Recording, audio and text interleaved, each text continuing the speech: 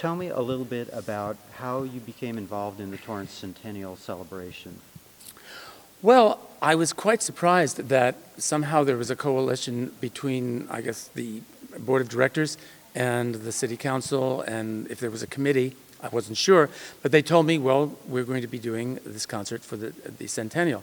And so we kind of arranged the concert so that we would have these rather really big symphonic works, and of course our soloist was wonderful, so we thought this would be the appropriate time to celebrate with that kind of a huge gesture, yes. Now, did you know who the soloist was going to be before you decided on the program, or did you tailor it to him? Or? No, actually what happened was when he auditioned for us way back last year, that was the piece he auditioned on. It was the piece he wanted to perform. So what actually remained was for us to decide exactly what date it was going to be. So we thought the Centennial of the Torrance, of the city of Torrance, perfect. And that Rachmaninoff piece, that would have been a piece that was being performed 100 years ago? Actually, about 1909. So in the vicinity of it. But I did select the Dvorak, the Ninth Symphony of Dvorak, because he did begin that, interestingly enough, in the year 1892, which is 120 years ago. And he finished it in the year 1893. So I thought that was appropriate, you know. We tried to tailor some of the music, but it's hard to get the dates totally to synchronize, but I think we were close. Mm-hmm. And tell me a little bit about the preparations for this concert. What type of rehearsals did you have? How many? Well, the Torrance Symphony is a very good orchestra. Because of many issues, we have only two full rehearsals. Now, of course, there's a lot of planning beforehand, and we always attempt to get the music to the orchestra way ahead of time and so forth.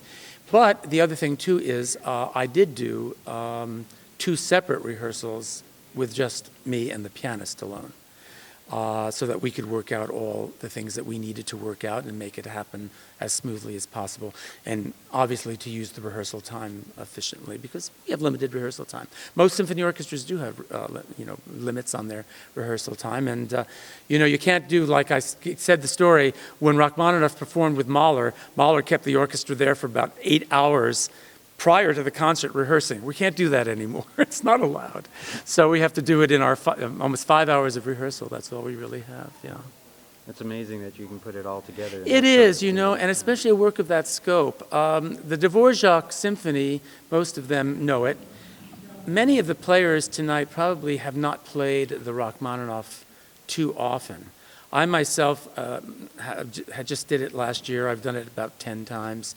I know the piece very, very well, and so I know the difficulties and what gnarly passages there are, and places where the orchestra and the pianist might have coordination difficulties. So knowing that, I can perhaps sail our symphonic ship over the roiled waters without tipping. And I think we did very well tonight. I think the orchestra responded well. And the pianist is a fine musician. Even though he's very young, he's only 21, he's a fine musician. And you have to, this is a piece that even Rachmaninoff, it was his favorite concerto. Rachmaninoff loved this concerto. But he knew the difficulties of it, and he was a gargantuan pianist.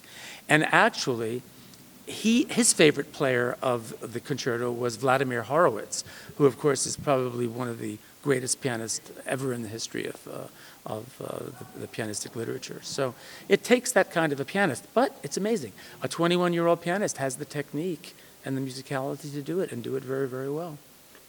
I was impressed. I did ask him a question just prior to talking with you, of when he brought the emotion into the piece, and he said, you have to do that from the very start when you start learning it. And I felt that was very impressive for a young man like that. It is.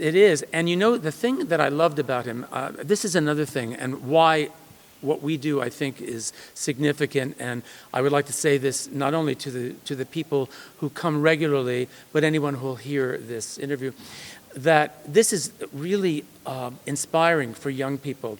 Because for a young person, a 21-year-old person, to spend his whole life probably, I don't know, from the age of 4, 5, 6, developing a technique and music.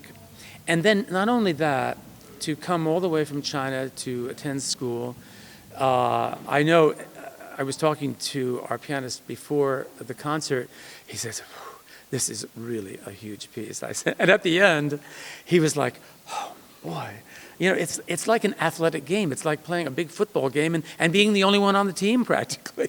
You know, to have that much weight on your shoulders of a piece that lasts for what 40 minutes or so, that is exhausting, and the stamina and the intelligence and the spirit that you have to make that happen is truly magnificent and inspiring. And to see so many young people at the concert. In fact, tonight there was another young lady who came up to me and she said, "Oh, I'll be doing the Prokofiev third piano concerto with you in March." And then another young man, I walked up and I said, "Do I know you?" He said, "Yes. You chose me in another competition, and I'm going to be doing the Tchaikovsky piano concerto with you in a couple of months." This is inspiring. And I wish that all the young people who love music in Torrance, who go to the high schools in Torrance, would come to our concerts and see some of their colleagues, their contemporaries, the great artists that are being developed because they have the will to really excel in music. It's a wonderful, wonderful story of inspiration. For me, it inspires me greatly, believe me. Makes my job easier and also almost spiritual. You know, it's a delight to see these young people and to see the audience response, to get very excited about them. Very rewarding, very rewarding. I agree. And the other thing that impressed me is in this day and age of instant gratification and switching channels and this, that people really take the time to sit and listen to the music. Absolutely. And to have that attention for 40 minutes of a piece like that. And that's a very inspiring thing to me. It personally. is. And you know, this is also his teacher, a wonderful teacher, John Perry, master teacher all over the world, who had given a huge master class today, came to the concert tonight with his wife and was at the rehearsal on Thursday night. So that a great teacher, a great artist teacher, is actually not just teaching their students, but mentoring their students. This is a very inspiring evening, and we wish that more people could see it. Of course, I'm very happy that you here from the TV were here. Because of you being here tonight, more people will get to see what happened here tonight. And I think it's a splendid way to honor the 100th birthday of the city of Torrance. So I'm very grateful, very grateful. And we're grateful for you talking with us. Thank you very, very very much. Thanks so much. Appreciate it. Thanks, Hope to see you again sometime. You shall. Thank you very much.